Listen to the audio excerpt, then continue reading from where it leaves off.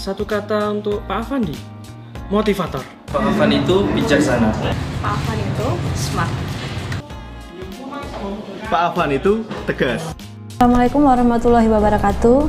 Halo sahabat Bang Jombang, bertemu lagi dengan saya Erisa di channel Bang Jombang 100. Kalau kemarin kita sempat ngobrol bersama Pak Direktur Utama dan Pak Direktur Bisnis, kali ini saya ada kesempatan untuk ngobrol eksklusif dengan Bapak Direktur Utama PT BPR Bang Jombang. Bapak yang satu ini adalah menjadi idola bagi semua kaum milenial di Bang Jombang. Siapa dia? Kita sapa bersama. Halo Pak Afandi. Ya, selamat pagi. Assalamualaikum warahmatullahi wabarakatuh. Ya, gimana kabarnya Pak? Sehat? Sehat, alhamdulillah. Karena di tengah jadwal Bang Jombang yang sangat padat ini, aktivitasnya Bapak begitu banyak sekali Pak ya? Ya lumayan karena kita akhir-akhir ini sebagai penyalur bansos di Bang Jombang dipercaya oleh Pemda Jombang untuk menyalurkan bansos, jadi kita lebih banyak konsentrasi memantau sih kalau kelihatan hari-harinya untuk musim-musim pandemi saat ini. Jadi kalau melihat dari sejarah Bang Jombang dulu, Bang Jombang itu awalnya kan namanya Bang Pasar sebelum Pak Afandi masuk di Bang Jombang. Tiba-tiba pada tahun 2011, tepatnya bulan Agustus Pak ya, Bapak mulai bergabung sama Bang Jombang.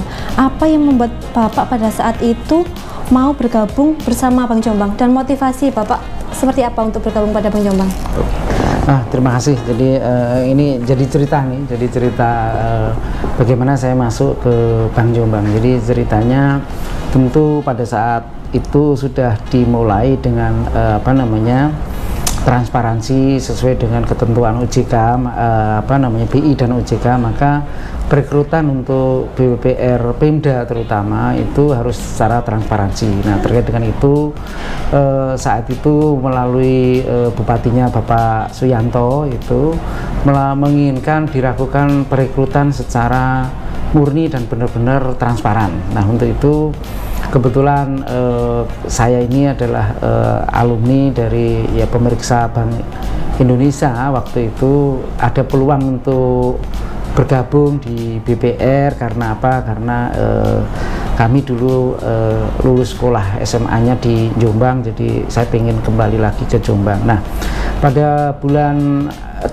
sebelum saya bergabung tentu dilakukan perekrutan sebagaimana layaknya perusahaan publik, karena Bang Jombang dimiliki oleh pemerintah Kabupaten Jombang, maka kompetisi dari berbagai penyeleksian.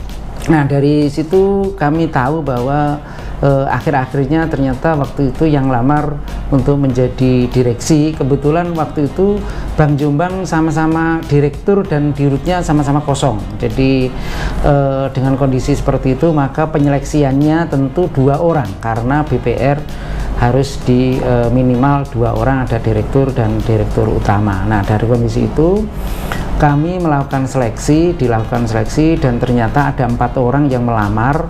Nah, dari pelamar-pelamar itulah karena kita nggak tahu prosesnya, saya proses tahap kedua. Tahap pertamanya direktur dan direktur utama sudah diseleksi lebih dulu, kami nggak tahu hasilnya seperti apa, tapi kami waktu seleksi yang kedua itu 2 orang dari saya dan ada 1 lagi yang kebetulan waktu itu sudah dipasangkan direktur dan dirut. Namun demikian di proses selanjutnya adalah kalau proses secara itu mungkin BPR lain mengalami, nggak perlu kami ceritakan. Jadi ya ada seleksi administratif dan sebagainya, sudah lulus dalam sertifikasi direksi. Nah, kemudian pada tahap akhir adalah wawancara dengan waktu itu saya ingat persis dengan Ketua DPRD Bapak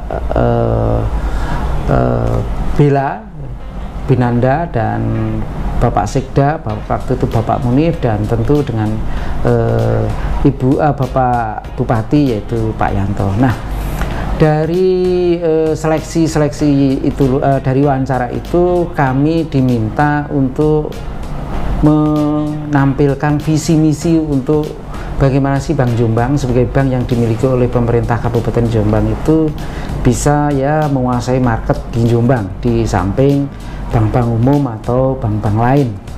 Nah, dari kondisi itulah saya sampaikan bahwa saya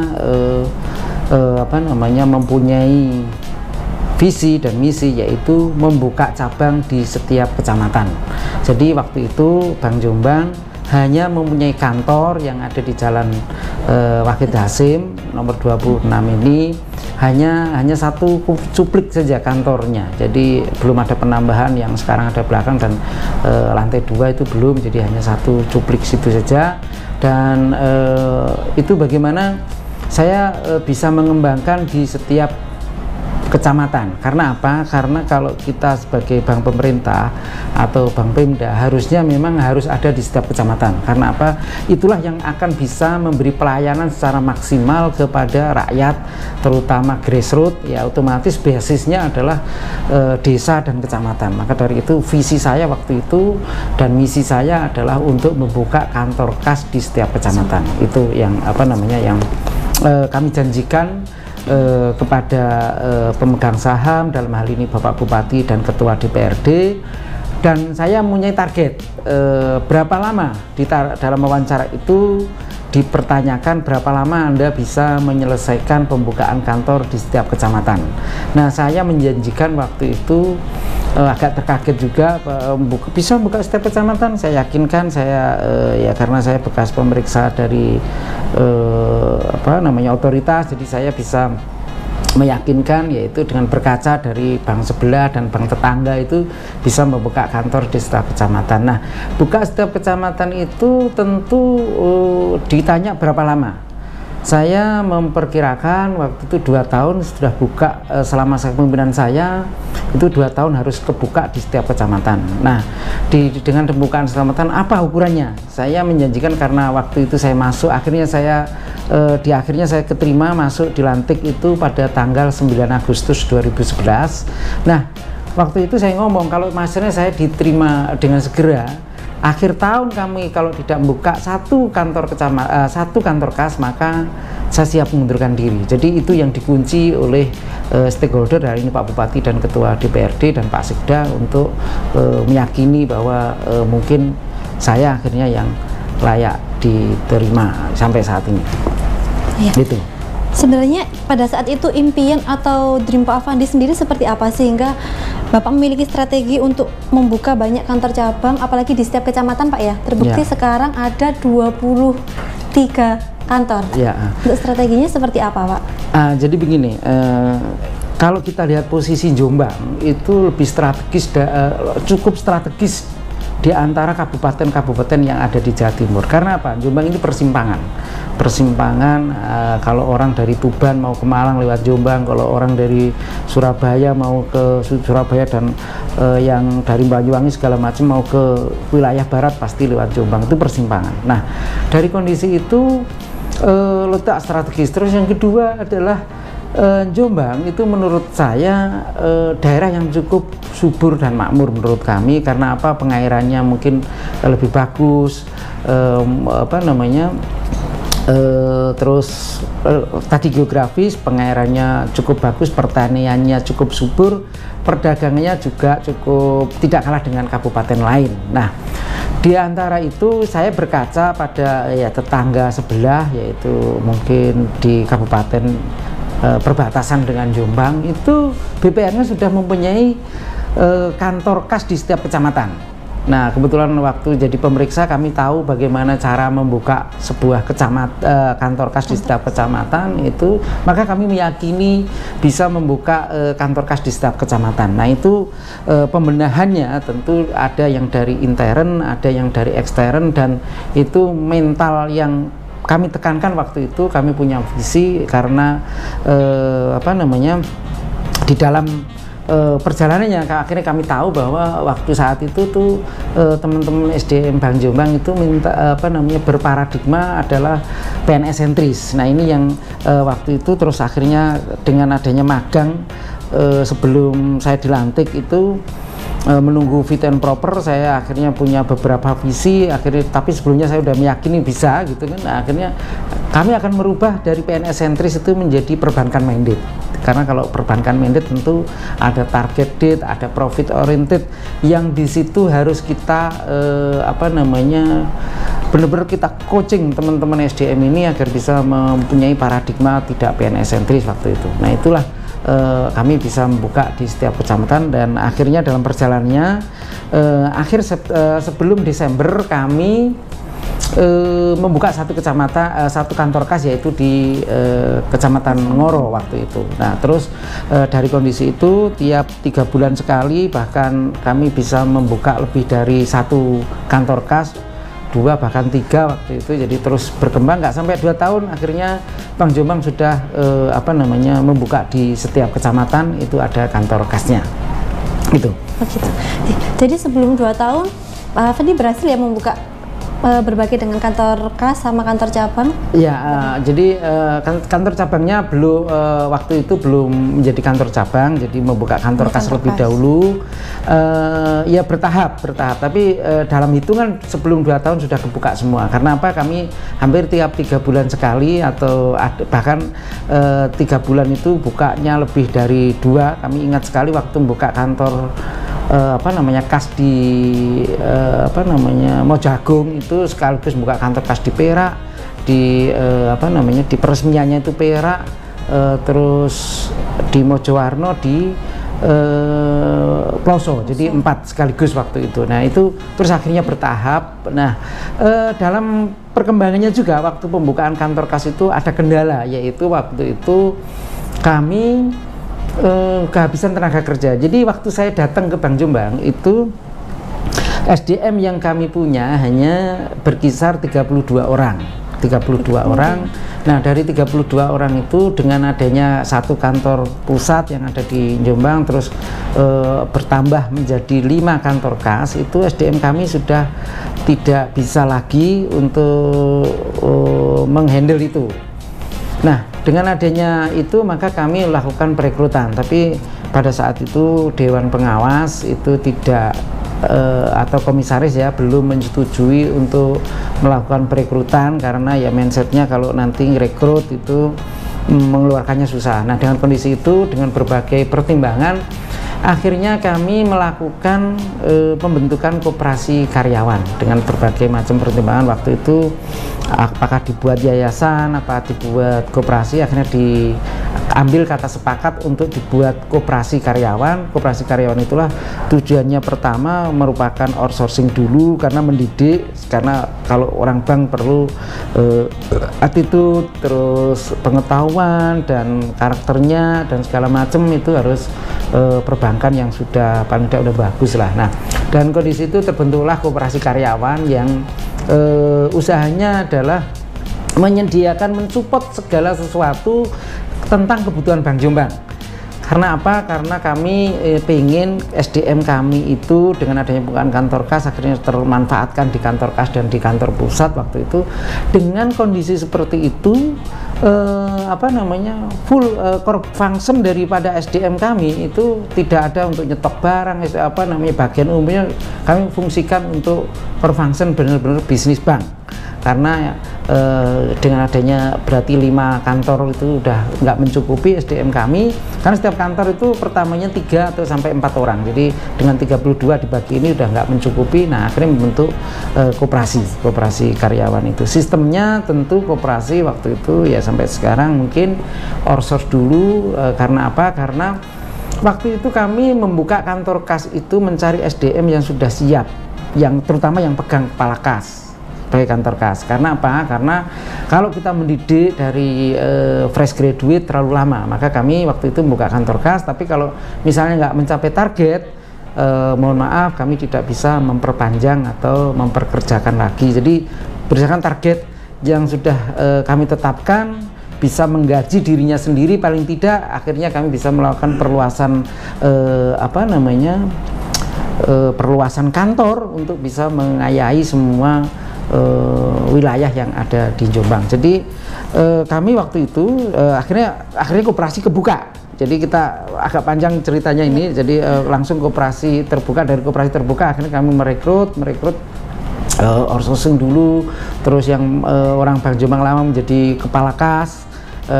Dari kepala kas itu kita target minimal waktu itu harus bisa mencari nasabah yaitu 1,5 M. Karena apa? Dengan 1,5 M itu baru bisa menutupi operasional kantor kas tersebut, yaitu untuk bayar gajinya, kalau 3-4 karyawan gajinya, terus bayar sewa, bayar listrik, bayar keperluan kantor, itu kami hitung-hitung sebuah kantor kas itu minimal harus bisa mencapai nasabah 1,5 M baru bisa survive. Kalau misalnya nah itu kami tentukan dalam waktu 3 bulan. Kalau dalam 3 bulan ini sebuah kantor kas tidak bisa mencapai target 1,5 miliar, maka mohon maaf, kepala kas tadi kita grounded, kita kita tandem lah, kita cari kepala kas lagi yang bisa mencapai angka segitu agar bisa membiayai kantor kas itu sendiri. Itu sejarahnya kita buka kantor kas, akhirnya tiap bulan tiap ini nggak sampai 2 tahun udah kebuka semua. Waktu itu 21 kecamatan, karena waktu itu kecamatan kita adalah 21. Jadi setiap kecamatan ada. Terus berkembangnya waktu sampai saat ini akhirnya semua jaringan kantor itu 23, yaitu ada 2 kantor, satu kecamatan ada 2 kantor, yaitu di Kecamatan Godo, karena ada 2 pasar, yaitu Pasar Godo dan Blimbing, dan Kecamatan Mojowarno. Kalau Mojowarno itu baru kita buka untuk kecamatannya, untuk kantor kas yang di Mojodhuwur. Karena apa? Sejarahnya tadi disinggung sebentar, yaitu dulunya Bank Jombang itu adalah bank pasar, adanya adalah di pasar-pasar, adanya di dinas, ikut di dinas pasar. Nah itu mungkin nanti diulas tersendiri oleh oleh Bu Direktur, karena Bu Direktur itu pejabat karir, jadi nanti mungkin bisa diulas secara singkat, nanti ada juga di channel YouTube kita ini gitu. Jadi dari hanya 1 kantor sampai menjadi 21, sekarang menjadi 23 kantor. Iya. Terus dari segi gini Pak, kan kita setiap perbankan kan ada sistem permodalan ya, selain SDM juga ada permodalan. Gimana pada awalnya untuk permodalan dari Bank Jombang sendiri? Oh ya, sebelumnya begini, waktu saya datang itu aset kami miliki, nanti ada mungkin dilampirkan cuplikannya nanti digambar, yaitu aset kami waktu itu saya datang di tahun 2011 32, tapi pada akhir 2011 itu 38 sudah berkembang. Nah, dari kondisi itu sebelum saya masuk ke sini adalah waktu itu NPL-nya cukup tinggi, yaitu 16%. Kenapa NPL tinggi? Karena begini, tadi saya sampaikan bahwa terjadi kekosongan baik direktur maupun dirut. Nah, dirutnya itu sudah kosong sejak November 2010. Kebetulan sudah pensiun. Akhirnya ada tinggal Bapak Direktur. Nah, ternyata Pak Direktur pun waktu bulan Februari 2011 itu juga masa jabatannya habis. Nah, dari kondisi itu maka BPR ini dikelola oleh komisaris atau Dewan Pengawas. Nah, Dewan Pengawasnya kebetulan waktu itu adalah Bapak Asisten 2, karena leading sektornya itu Asisten 2, dan Kabag Perekonomian, yaitu yang waktu itu adalah Bapak Hasan, dan Kabag Perekonomiannya adalah Bapak Suparlan. Nah, itu yang menjadi direksi sampai terekrut oleh adanya direktur dan komposisi dirut dan direktur. Nah, di tengah perjalanan, akhirnya kan otomatis NPL, saya sebelum cerita tadi ya permodalan, saya cerita NPL dulu, dan akhirnya NPL itu mencapai 16% ya, mungkin eksekusi penyelesaian karena tidak adanya kekosongan jabatan direksi, maka NPL-nya menjadi tinggi. Nah, dari kondisi itu waktu itu, jadi tadi kan saya sudah cerita bahwa kalau waktu di wawancara itu oleh visi misi itu disuruh mengembangkan kantor di setiap kecamatan, karena visi misi dan itu dikunci oleh pemegang saham, dalam hal ini Bupati dan Ketua DPRD. Nah, tapi dari sisi waktu saya fit and proper test di OJK atau BI waktu itu, saya diminta atau ditarget untuk menyelesaikan NPL di bawah 7% waktu itu, di bawah 7%. Nah, kalau idealnya kan saat ini adalah NPL di bawah 5, tapi waktu itu karena dari 16 itu kalau ditarget ke 5 juga berat, maka waktu saya fit and proper itu diminta kesanggupan, yaitu diminta di bawah 7. Nah, alhamdulillah pada akhir 2011 itu NPL terpenuhi 7. Nah, mungkin orang akan bertanya ya gitu, oh Pak di Bank Jombang karena bank milik Pemda mungkin permodalannya juga tadi ditanyakan ya, permodalannya disupport penuh. Sebenarnya iya seperti itu, tapi bagi Pemda itu tidak langsung digelontor modal seperti itu. Nanti ada paparan modal. Jadi modal yang waktu pertama kali masuk itu sebenarnya adalah sebelum saya masuk Agustus itu hanya 10 miliar. 8 atau 10 miliar itu. Nah, begitu saya masuk itu juga menyelesaikan, yaitu ada namanya adalah pinjaman yang pinjaman itu sifatnya adalah channeling. Nah, channeling kerjasama dengan dinas terkait waktu itu. Nah, dari dinas terkait itu ada channeling yaitu sebesar 10,5 miliar, 10,5 miliar. Itu kalau nantinya Bank Jombang itu memang membutuhkan dan itu dirasa bisa mensupport keberadaan Bank Jombang, maka yang dari channeling itu akan disetorkan ke Bank Jombang. Tapi kondisinya waktu saya masuk itu sudah menjadi kredit. Jadi untuk disetoran ke modal otomatis kredit ini harus ditarik dulu untuk distorkan modal ke OJK, ke gubernur atas nama Gubernur Bank Indonesia, GIGO-nya itu ditahan dulu. Nah, itu perjuangan juga. Nah, tapi akhirnya selesai, NPL di bawah 7% dan modal yang menjadi dulu itu channeling akhirnya diberikan ke Bank Jombang, diberikan ini. Nah, modal pada akhir 2011 itu sebesar 19 miliar dari tambahan yang dulunya channeling itu 10,5 miliar. Itu sejarahnya permodalan. Jadi kami tidak langsung modal besar itu langsung gitu, enggak, tapi kami berjenjang. Nah, karena apa? Kami sudah ada pembukaan kantor kas, terus channeling sudah NPL sudah kita selesaikan, akhirnya yang dari channeling sudah kita kita selesaikan, modal itu diberikan. Nah, pertumbuhan modal tiap tahunnya itu ya ini bertahap ya, dari 3 miliar, 2 miliar bertahap. Nah, sampai pada Bank Jombang itu modal dasar waktu saya masuk memang sudah 50 miliar, sudah lumayan besar lah. Tapi modal dasarnya, modal setornya waktu itu hanya kira-kira 9 miliaran gitu. Nah, terus ditambah 10 tadi yang dari channeling, akhirnya akhir 2011 itu 19 miliar. Nah, dalam perjalanannya dari 2011 sampai 2019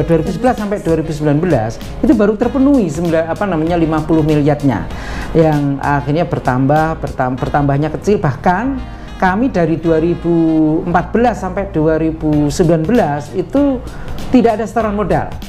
Baru 2015, 2016, 2017 itu tidak ada tambahan setoran modal sama sekali.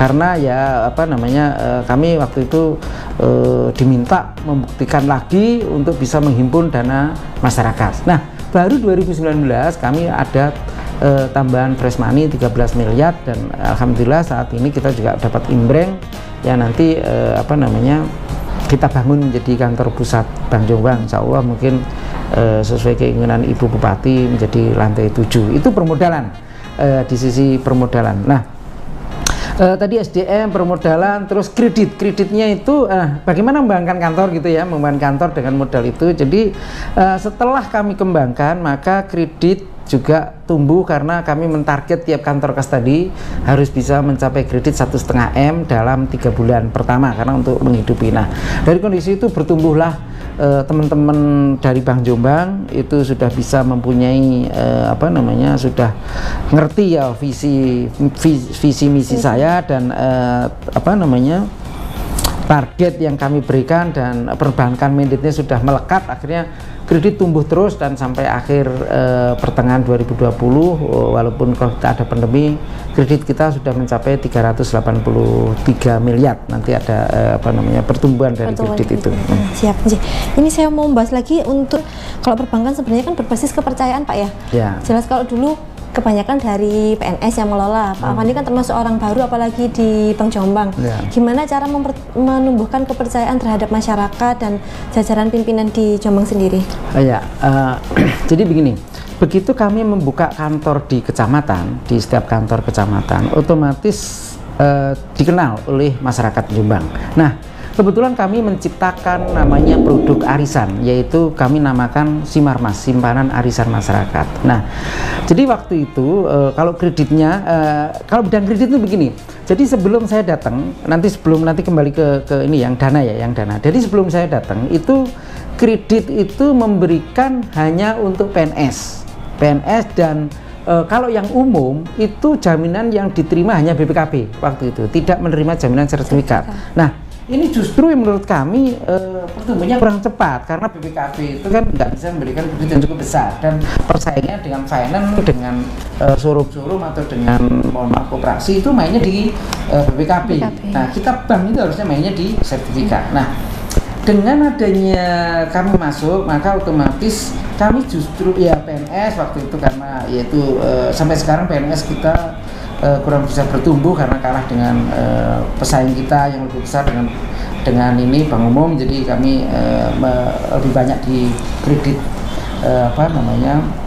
kredit umum. Nah, strateginya waktu menumbuhkan kredit itu kami menerima sertifikat, jaminan sertifikat yang sebelumnya jaminan sertifikat itu justru nggak diterima karena waktu itu nggak tahu apa mindsetnya waktu itu nggak tahu.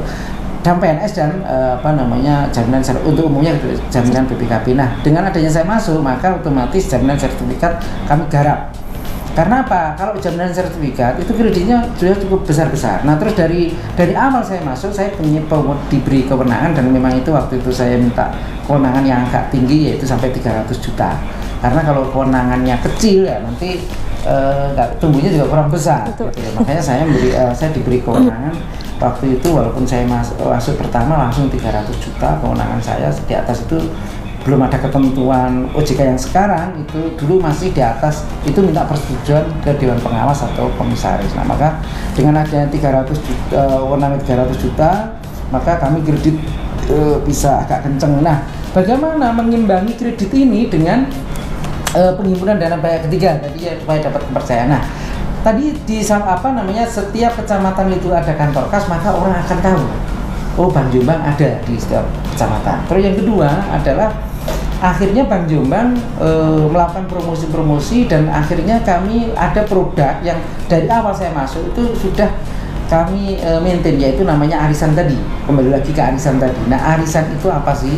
Nanti mungkin produk arisan dijelaskan oleh tim kita sendiri, maka ikuti terus channel YouTube kita di Bang Jombang 100 itu. Intinya adalah orang dapat ikut arisan, yaitu untuk mengkamuflasekan agar mau memaksa nabung. Tapi dari arisan itu kalau udah dapat nggak perlu bayar lagi atau pio-pioan lah kalau istilahnya di Jombang ini. Nah, dengan arisan itulah kami dari awal sudah kami kirim. Nah, waktu itu diminta dibantu oleh Bapak Sekda, dalam hal ini Pak Munif, itu mengharuskan semua SKPD ikut. Yaitu saya waktu itu arisan Simarmas 500 ribuan tiap bulan kita undi sepeda motor waktu itu, dan itu berjalan bagus dan respon masyarakat cukup baik. Akhirnya kami ciptakan Simarmas 50 ribuan, terus sekarang ada 100 ribuan, ada 300 ribuan, bahkan ada Scoopy, dan untuk yang depan mungkin kita ciptakan arisan Mas. Nah, itu arisan produk arisan inilah yang dikenal oleh masyarakat Jombang. Di samping kantor kita ada di setiap kecamatan, kami menarget setiap kantor kas itu bisa menghimpun dana masyarakat melalui arisan. Nah, arisan ini menjadi produk yang menjadi sumber penyokong dari dana pihak yang kita himpun, dana pihak ketiga yang kita himpun. Nah, dengan dana pihak kita yang kita himpun tentu tidak sebanding dengan kredit yang kita salurkan, itu mungkin kurang. Nah, dari kekurangan itu tentu kami melakukan pinjaman ke bank lain, yaitu bank umum maupun lembaga keuangan yang memberi pinjaman ke BPR. Nah, pada saat kita melakukan pinjaman ke bank lain itu terkendala yaitu terutama NPL. Nah, tapi dengan adanya kami akhirnya di bulan pertengahan tahun 2012 NPL kami itu sudah di bawah 5, dan akhirnya kami bisa dipercaya oleh bank-bank umum untuk ngambil kredit dengan bunga yang kompetitif, dan itu sesuai dengan keinginan kita, kebutuhan kita on call saja. Kalau kita kekurangan dana ke bank umum, insya Allah bank-bank umum itu support, dan itu juga merupakan bagian dari kami dipercaya oleh masyarakat, oleh bank umum, dan kantor kita ada di mana-mana. Itu yang menjadi kepercayaan masyarakat. Saya rasa itu. Ya. Jadi dari Bank Jombang yang hanya karyawannya 35, asetnya hanya berapa Pak di awal? Waktu itu 32 sampai sebesar sekarang, sebanyak memperoleh penghargaan juga Pak ya dari Infobank. Bisa diceritakan dari penghargaan itu didapat dari tahun berapa mulainya awal penghargaan? Jadi saya waktu itu setahun setelah menjabat itu udah dapat penghargaan dari Infobank. Nanti ada itu penghargaannya itu bisa ditampilkan. Nah, dari penghargaan itu sebenarnya sebagai pemicu saja, dan akhirnya teman-teman itu kita pacu, kita udah dapat nih penghargaan. Tahun depan harus kita dapat lagi. Nah, dari penghargaan itu merupakan pemicu agar bisa mempertahankan kinerja perbankan kita. Karena apa? Karena kalau kita udah dapet, besoknya nggak dapet, itu kan pasti ada sesuatu hal yang salah lah, salah lah. Nah, itu maka kami begitu dapat kita berkomitmen untuk mempertahankan, dan sampai sekarang saya tetap dapat Infobank. Dan Infobank itu ini ya penghargaan yang benar-benar independen karena ini diselenggarakan oleh sebuah majalah Infobank, dan itu menjadi tolak ukur di Bank Umum pun menggunakan tolak ukur seperti itu karena merupakan yang independen. Kalau misalnya branding lain mungkin menggunakan majalah SUA dan segala macam, ini pihak yang independen yang memberi penghargaan terhadap perbankan Indonesia, baik Bank Umum maupun BPR. Nah, itulah sebagai bentuk apresiasi lah dan sebagai pemicu pendorong di antara teman-teman kinerja kami itu kekompakan ini kita harus pertahankan. Kita bagaimana bisa mempertahankan, ya tentu mempertahankan kinerja yang sudah bagus dan meningkatkan kinerja yang belum bagus. Saya rasa itu.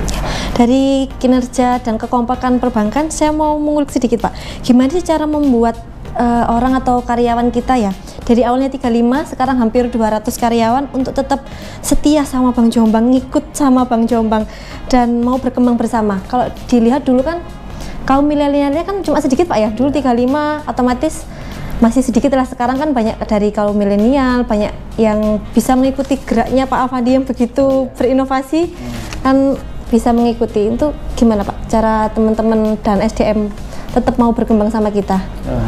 Terima kasih. Jadi begitu kami tadi kembali flashback tadi, berikut kita merekrut tenaga kerja itu kan tentu adalah masalah salary atau penghasilan. Nah, kami berusaha waktu itu karena perbankan tentu mengikuti UMR gitu kan, maka kami begitu rekrut pun walaupun toh melalui orsos dulu karena melihat kinerjanya baru kita ke tawaran kontrak baru tetap, itu kami tetap memberikan penghasilan selayaknya di bank ya, walaupun bank kecil ya, itu selayaknya. Nah, itu kami tidak jauh-jauh dari Banknya Rakyat Indonesia. Itu jadi kami tidak jauh-jauh dari situ ya, mungkin lebih besar ya, tapi kami berusaha menyelaraskan ya. Nah, dari kondisi itu maka kami itu memberi target, kalau misalnya taruhlah yang tadi ya, yang marketing itu harus mencapai target jumlah tertentu agar kami tekankan waktu merekrut, yaitu Anda itu harus bisa menggaji dirinya sendiri paling tidak. Nah, setelah itu baru berkontribusi untuk kepentingan bank. Nah, kami bisa merekrut beberapa teman, walaupun toh kami juga sering dibajak oleh bank-bank umum dari bank tetangga dan sebelah itu kerja di Bank Jombang setahun gitu udah dibajak, ya itu kami bangga. Karena apa? Karena kami terus terang bisa merekrut tenaga kerja, bisa memberi pengalaman dan beri bagian dari batu loncatan kalau SDM di Jombang ini atau lulusan dari universitas di Jombang atau universitas lain yang otomatis karena penduduk Jombang otomatis pengennya karir di mana sih. Nah, Bank Jombang bagian dari loncatan untuk misalnya kalau pengen sama-sama di dunia perbankan. Nah, kami juga senang kalau misalnya dulu pernah kerja di Bank Jombang, otomatis itu membawa citra baik bagi kami, terutama kalau misalnya di bank A, B, C, D, otomatis kami kalau berhubungan baik minta pinjaman atau kita penempatan antar bank itu ada kontak person yang sama-sama dulu dari Bank Jombang. Itu merupakan ini gitu. Jadi tadi bagaimana ya, tentu balik lagi salarinya itu nggak begitu ketinggalan jauh gitu. Hanya mungkin kalah keplek gitu dengan Bank Umum gitu. Tapi kita coba menyamakan, hampir menyamai lah.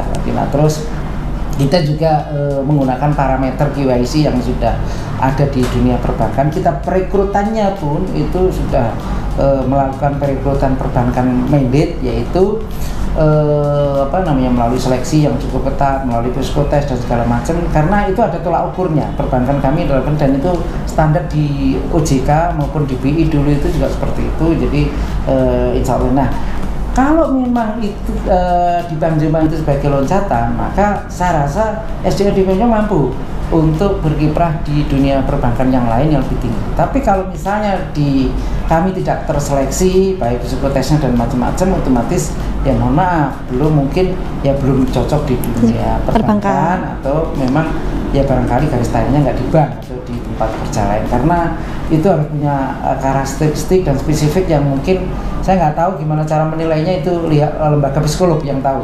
Itu ini. Nah, terus setelah lolos baru kita dari masuk itu bagaimana dia bisa beradaptasi dengan dunia perbankan dan kami mengutamakan adalah kekeluargaan di Bank Jombang. Kami ya biar terikat bagus, persaingan pun ada tapi tetap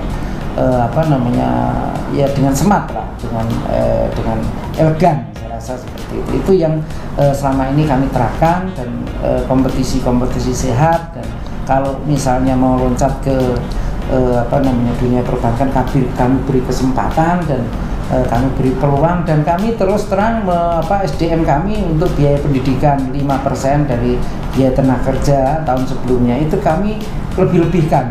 Jadi kami tiap Rabu ada kelas meeting, kelas pendidikan yang dari intern itu ada. Terus kita juga mengirim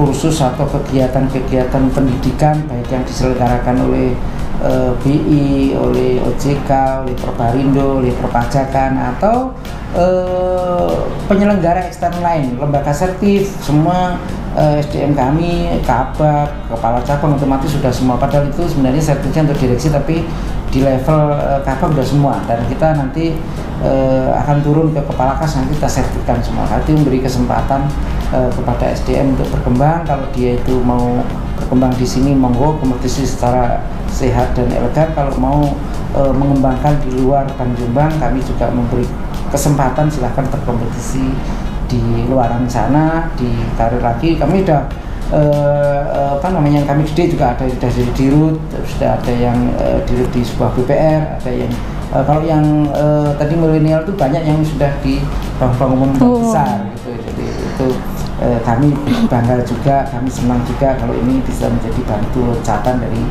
teman-teman kaum milenial untuk mencapai dunia perbankan, karir dunia perbankan. Saya rasa itu. Ya, terima kasih Pak Afandi. Jadi untuk teman-teman jangan khawatir. Jadi di Bank Jombang itu jenjang karirnya jelas Pak ya. Jelas. Pendapatannya juga bersaing sama bank-bank yang lain. Jadi jangan khawatir kalau bekerja di Bank Jombang. Ya. Jadi dalam masa Pak Afandi memimpin di Bank Jombang kurang lebih 10 tahun Pak ya, sudah bergabung bersama Bank Jombang. Jelas dong ada lika-liku yang dialami. Lah,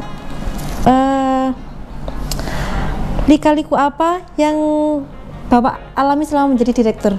Atau cobaan terberatnya apa nih selama 10 tahun menjabat sebagai direktur? Saya rasa kita itu menjalankan sebuah perusahaan atau perusahaan tentu ada berbagai macam kendala. Nah, ya kendala itu bagian dari romantika kita bekerja. Tapi yang saya rasakan saat ini adalah kekompakan daripada tim-tim yang di bawah saya. Contoh, nanti mungkin bisa dikorek ke Pak Direktur bagaimana mensupport, terus bagaimana kepala cabang itu memberikan, ya mensupport betul keadaan kita bekerja, dan di samping itu kita hubungan baik dengan semua stakeholder yang ada di Bank Jombang, dengan DPRD-nya, dengan apalagi sekarang ini kita dulu pernah menjadi rekening kas desa, itu juga kita hubungan dengan kepala desa se-Jombang juga bagus, perangkatnya juga menjadi nasabah kami, baik nasabah tabungan maupun nasabah kredit. Itu yang membuat kekompakan di Bank Jombang bisa maju seperti itu. Nah, nanti mungkin Pak Direktur di channel ini sama mungkin bisa cerita gitu bagaimana lika-likunya di sana mungkin ini. Nah, kami hanya menekankan saja lika-likunya tentu yang jelek-jelek mungkin ya buktinya kita bisa atasi gitu, yang baik-baik mungkin bisa ditiru.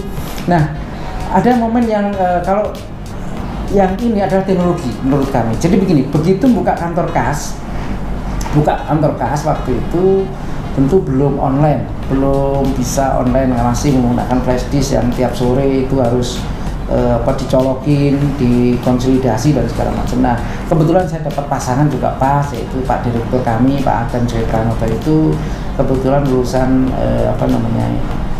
ITS yang bidang teknologi informatika, jadi paham betul tentang teknologi. Jadi begitu kami punya kantor kas lebih dari 3 waktu itu, langsung kita mengganti core banking system menjadi online. Maka kami saat ini pun mengembangkan ATM, baik ATM kerjasama dengan bank lain, dengan ATM itu maupun cardless itu. Nah, yang lain mungkin bisa diulik melalui Pak Direktur saja, mungkin yang itu gitu ya. Pesan yang disampaikan untuk para generasi milenial dan pejabat yang di Bank Jombang sehingga menjadi tips sukses menjadi seorang direktur utama. Ya, jadi begini, perjuangan itu tentu dimulai dari hal-hal yang perlu kerja keras, kerja cerdas dan bisa melakukan inovasi serta bisa bekerjasama dengan berbagai pihak. Nah, saya rasa generasi milenial mungkin saat ini dimanjakan dengan teknologi, tapi bagaimanapun sentuhan